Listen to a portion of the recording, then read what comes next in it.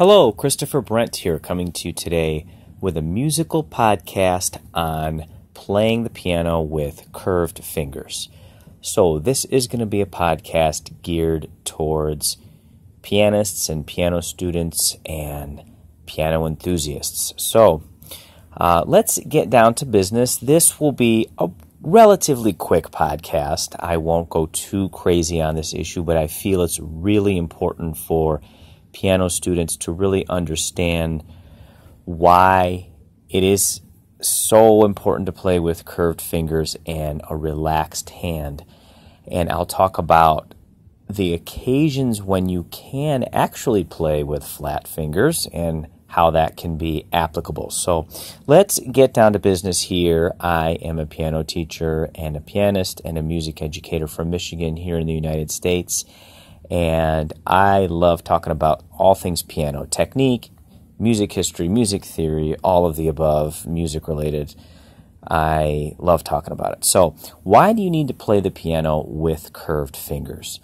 Well, let's discuss that. So a simple reason is it's the natural position of the hand itself. So if you're sitting at the piano and you let your hands fall to the side, and you leave your hands in a relaxed position without tensing the fingers up or anything, you're going to see that the hand is somewhat curved on its own when it falls naturally.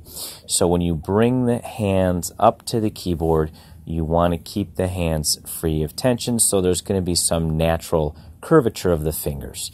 The second thing, it has to do with an issue of leverage at the piano. So if you're always playing with a completely straight, flat finger, especially in fast passages, maybe from the classical period or something like that, you're going to run into some leverage issues and some tension problems. So if you're only lifting the finger from the knuckles only and the rest of the finger is always flat, that's going to be putting a lot of stress on the finger, and it's going to reduce your speed and maybe reduce your control and send a lot of tension up the hand and into the wrist and the arms and the shoulders and the rest of the body. So that's not good, right?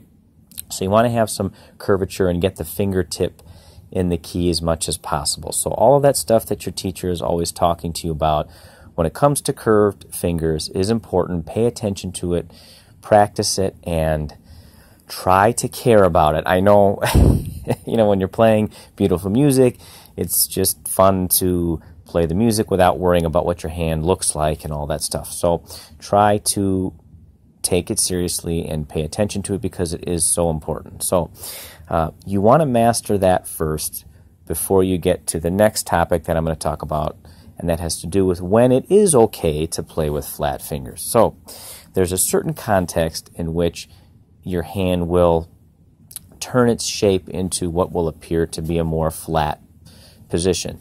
And that generally is going to be in romantic period music that's very lyrical. So romantic composers such as Schubert or Mendelssohn or maybe a Chopin nocturne, where there's a very lyrical passage and you're looking to do some specific things with voicing, the hand is going to shape itself into a flatter position, especially maybe if you have a smaller hand and you need to stretch some octaves or some arpeggios and play them very lyrically. Your hand will, it kind of has to turn its shape into a slightly flatter position. And you're going to have this happen when things are arpeggiated in a very lyrical way, which is going to happen in Chopin nocturnes. And also other pieces of Mendelssohn and maybe Schubert or Schumann or something like that. So there's going to be more surface of the finger that's going to be going across the keys when you turn the hand into this slightly flatter position for these lyrical passages.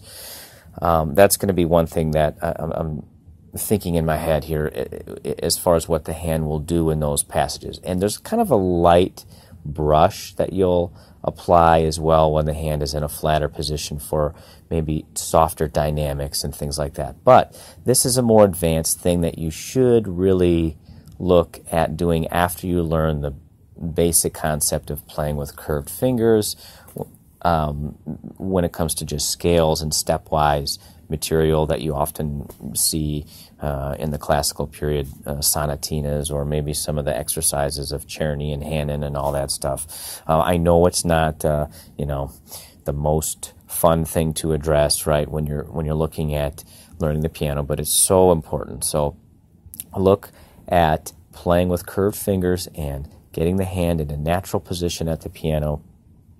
And most importantly, you want to look at being free of tension. That's your friend. Tension-free, holistic piano playing. That's going to be your best friend when it comes to playing. So if you have questions, feel free to email me at chrisbrentmusic@gmail.com. If you have questions about taking lessons, either at my studio or via Skype, you can definitely ask me through email, subscribe to my YouTube channel, and visit my website at www.christopherbrent.com. Thank you so much, and have a wonderful day.